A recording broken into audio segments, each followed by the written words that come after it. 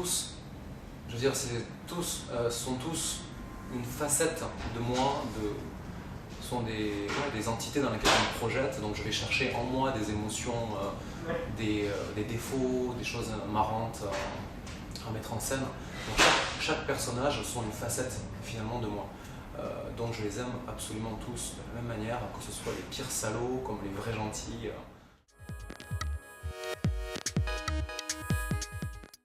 Alors Vauvert, sa première apparition, c'était dans L'Enfant des cimetières. Et là c'est assez intéressant par rapport à ce personnage, puisqu'au départ il devait être un personnage secondaire. Ce flic qui est arrivé dans les premières scènes est revenu régulièrement au fil des chapitres et est devenu personnage secondaire toujours, mais très important pour le livre, et ensuite a tenu à revenir dans chacun de mes livres pour l'instant. Donc c'est assez marrant comment finalement, je reviens à ce que j'ai dit tout à l'heure sur le fait que ce sont des parties de moi et des facettes de ma personnalité qui ressurgissent. Et ce commandant Vauvert est assez important, il représente des choses auxquelles je tiens, que j'essaie de dévoiler par petits bouts de livre en livre, et encore l'espace de 1 ou 2 romans, on peut s'attendre à ce qu'ils reviennent jusqu'à ce qu'on comprenne vraiment où je veux en venir.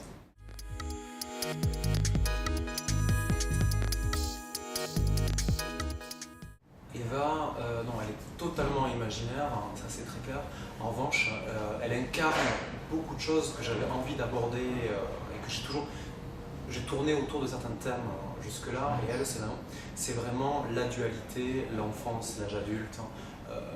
Elle a un problème d'aspect puisqu'elle est albinos, donc elle a un problème d'image vis-à-vis d'elle-même, vis-à-vis de la manière dont les autres la voient et de comment elle vit sa vie au jour le jour avec cette différence que les autres sont obligés de voir en fait. Et elle a également ce rapport avec l'invisible, avec le mal absolu qui est incarné par son père. Donc elle a dans ses veines une goutte de mal à l'état pur et qui perturbe sa vie au quotidien. Et pour moi, c'était vraiment important de traiter ce personnage-là, et on le verra réapparaître très prochainement.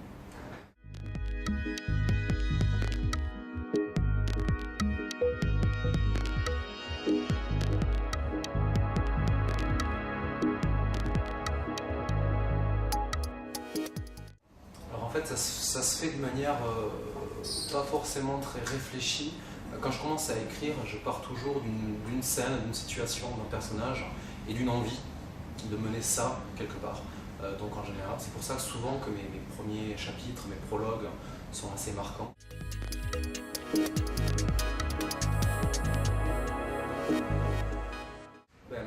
Alors, c'est assez compliqué puisque l'écriture d'un livre se déroule sur des mois et des mois, et la trame en elle-même de mes romans se développe vraiment toute seule, de manière vraiment fluide, naturelle. En général, je pars d'une situation que j'ai en tête, la description d'un personnage, d'une situation étrange. Pour mon nouveau roman, par exemple, c'est un musicien, Malko Swan, qui a un accident et qui se réveille avec, du jour au lendemain, ce symptôme absolument inexplicable qui fait qu'il n'entend plus la musique, alors que son audition fonctionne parfaitement, c'est juste les notes de musique et qu'il n'arrive pas jusqu'à son cerveau. Des prologues ou des premiers chapitres de situations, de crises, et à partir de là, j'ai une envie et je sais où je veux amener tous mes personnages, et petit à petit la trame se déroule au fil de mes journées d'écriture. Les personnages se développent par eux-mêmes et j'essaie toujours de travailler mon texte pour arriver à ce que d'un chapitre à l'autre les choses soient fluides, naturelles, que d'une scène à l'autre, que d'une action d'un personnage à la suivante, tout soit naturel.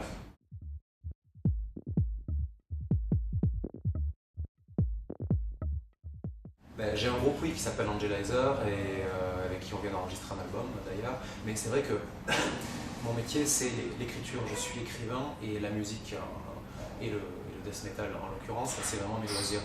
C'est ma catharsis aussi personnelle, c'est ma manière de me défouler après parfois des longues journées d'écriture, donc voilà, ça reste dans le domaine du divertissement pour moi et des loisirs. On ne fait pas du tout ça de manière professionnelle.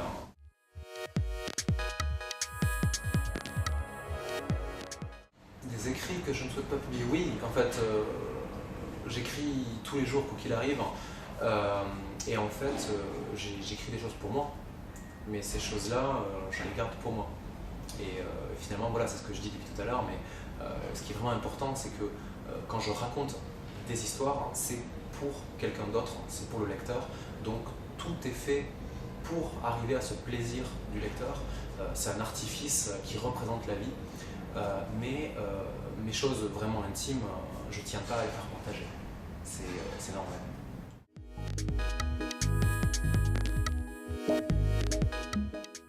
Ce serait le prochain, celui que j'ai pas encore écrit.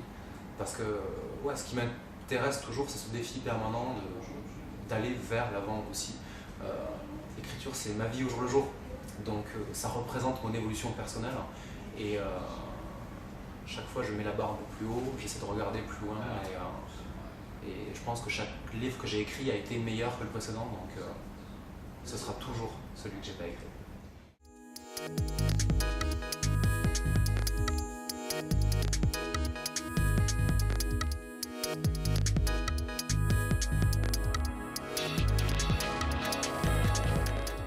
Ce que je dis toujours, c'est quand on me demande comment on écrit, c'est souvent une question qui revient, c'est il faut lire.